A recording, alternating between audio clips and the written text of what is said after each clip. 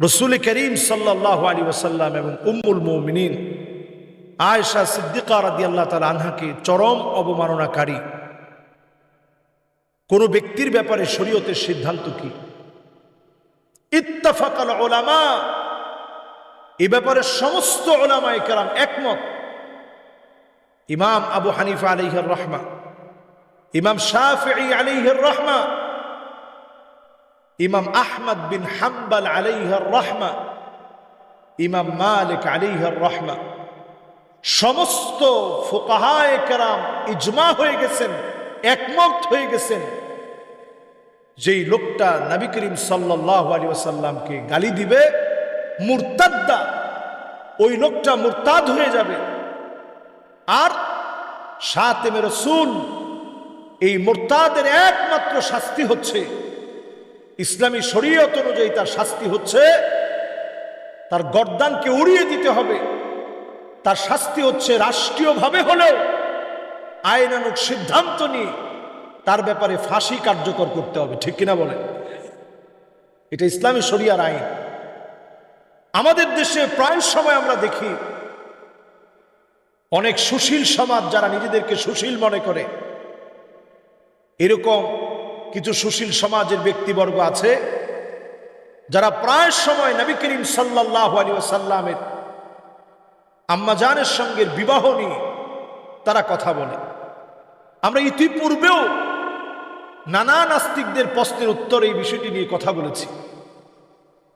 রাসূল করিম সাল্লাল্লাহু আলাইহি সাল্লাম প্রথম ব্যক্তি নন যিনি আম্মাজান আয়েশা সিদ্দিকা রাদিয়াল্লাহু তাআলা আনহাকে 9 বছরে বিবাহ করেছেন। এরকম নবী করিম সাল্লাল্লাহু আলাইহি সাল্লাম প্রথম ব্যক্তি নন। পৃথিবীর ইতিহাস আপনি ঘেটে দেখেন, বিবাহের হিস্ট্রি আপনি ঘেটে দেখেন, আরবের সেই সময়ের লোকদের হিস্ট্রি আপনি ঘাটেন, যারা প্রতিনিয়ত নবীজির পিছনে লাগা ছিল, কেমন করে আল্লাহর হাবিব মুহাম্মদ সাল্লাল্লাহু আলাইহি সাল্লামের একটি দোষকে ধরবে, চারিত্রিকভাবে আল্লাহর হাবিব সাল্লাল্লাহু আলাইহি সাল্লামকে অপদস্থ করবে, লাঞ্ছিত করবে, প্রতিনিয়ত তাদের কার্যক্রম ছিল এটি। সেই মানুষগুলো একদিনের জন্য আম্মা জানের সঙ্গে বিবাহের ব্যাপারে কথা বলতে পারে নাই। একদিনের জন্য তারা এই প্রশ্ন উঠায় নাই, এই বিবাহ নবীজি সাল্লাল্লাহু আলাইহি সাল্লাম কিভাবে করলেন, এই বিবাহ কেন করলেন? কারণ নবীজি সাল্লাল্লাহু আলাইহি সাল্লাম আম্মা জানকে বিবাহ করার পূর্বেই আবু বকর রাদিয়াল্লাহু তাআলা আনহুর কাছে একাধিক ব্যক্তি প্রস্তাব দিয়েছে। আপনি বেশি দূরে যাওয়া লাগবে না, আল বিদায়া ওয়ান নিহায়া কিতাব খুলে দেখেন, একাধিক ব্যক্তি প্রস্তাব দিয়েছে বিবাহের জন্য, যাদের প্রত্যেকের বয়স ছিল, কারো বয়স 50, কারো বয়স 55। এই বয়সের লোকেরা যখন আরবে বিবাহের জন্য প্রস্তাব দিয়েছে, আল্লাহ রাব্বুল আলামিন সিদ্ধান্ত নিয়ে রেখেছেন নবীজির সঙ্গে আম্মাজান আয়েশা সিদ্দিকা রাদিয়াল্লাহু তাআলা আনহাকে বিবাহ করাবেন। যত আম্মাজানদের হিস্ট্রি আছে আপনি একটু ঘেটে দেখেন, আম্মাজান আয়েশা সিদ্দিকা রাদিয়াল্লাহু তাআলা আনহা সবচেয়ে অল্প বয়সে হওয়ার কারণে সবচেয়ে বেশি হাদিস বর্ণনা করেছেন, যেখানে অন্যান্য আম্মাজানেরা কেউ 200, কেউ বা এর চাইতে কম অথবা এর চাইতে একটু বেশি, সেখানে 2000-এর অধিক হাদিস আম্মাজান একা বর্ণনা করেছেন। সাহাবায়ে কেরাম রিদওয়ানুল্লাহি আলাইহিম আজমাইন যে কোনো বিষয়ে কোনো মাসআলার প্রয়োজন হলে আম্মাজানের দ্বারস্থ হতেন, জিজ্ঞাসা করতেন, আম্মাজানের কাছ থেকে পরামর্শ নিয়ে ওই মাসআলা উল্লেখ করতেন। নবীজি সাল্লাল্লাহু আলাইহি ওয়াসাল্লামের এই বিবাহের পিছনের হিকমা ছিল নবীজির এই রেখে যাওয়া ওয়ারিস। কারণ নবীজি কোনো সম্পদ রেখে যান নাই, নবীজি সাল্লাল্লাহু আলাইহি সাল্লাম কোনো দিনার, কোনো দিরহাম রেখে যান নাই। লা নুরিসু মা তারাকনা সাদাকাহ, নবীজি সাল্লাল্লাহু আলাইহি সাল্লাম জ্ঞান রেখে গিয়েছেন। ফামান আখাযাহু আখাযা বিহাদ্দিন ওয়াফির, এই জ্ঞান থেকে যে যত বেশি নিতে পেরেছে সে তত বেশি ধন্য হয়েছে। আজকে বড় আফসোস, বেশি দিন দূরে যেতে হবে না, আমাদের বাংলাদেশের কথা আপনি ঘেটে দেখেন। আমার নানির বিয়ে হয়েছে 10 বছর বয়স, 10 বছর বয়স। এরকম যদি আপনি ইতিহাস ঘাটেন, বেশি দূরে যাওয়া লাগবে না, 50, 60, 70 বছর আগে আপনি গ্রামের ইতিহাস আপনি ঘেটে দেখেন, 10 বছর 11 বছর বয়সে বিবাহ হয়েছে।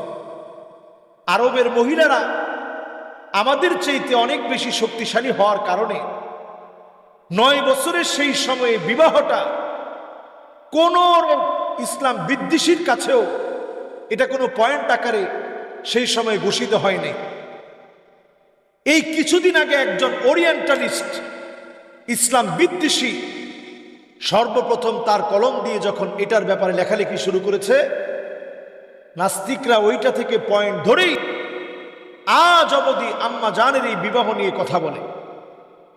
খুবই দুঃখ আর পরিতাপ এই জায়গাতে আমরা অনেক মুসলিম না বুঝি এই বিষয়ে কথা বলে ফেলি।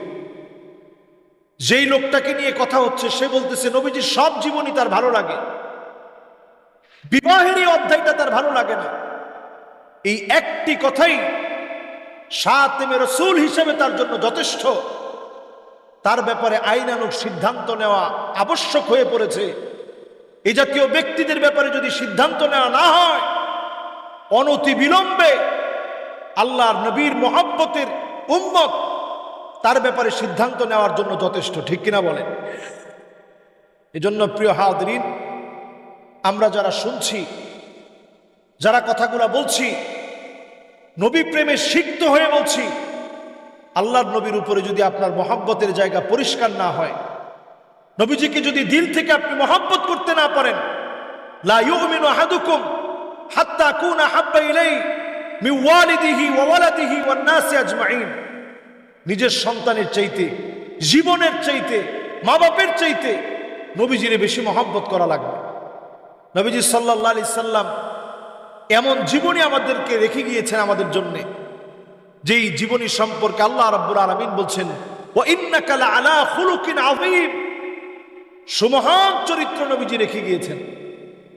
আযীম বলা হয় ওই চরিত্রকে যেটা সমুদ্র, মহাসমুদ্রের চাইতেও বড়, যার কোনো কুল কিনারা নাই, এমন চরিত্র নবীজি সাল্লাল্লাহু আলাইহি সাল্লাম আমাদের জন্য রেখে গিয়েছেন। নবীজির জীবন আদর্শকে আল্লাহ রাব্বুল আলামিন লাকাদ কানা লাকুম ফি রাসূলিল্লাহি উসওয়াতুন হাসানা, কুদওয়া বলা হয় না, উসওয়া বলা হয়েছে।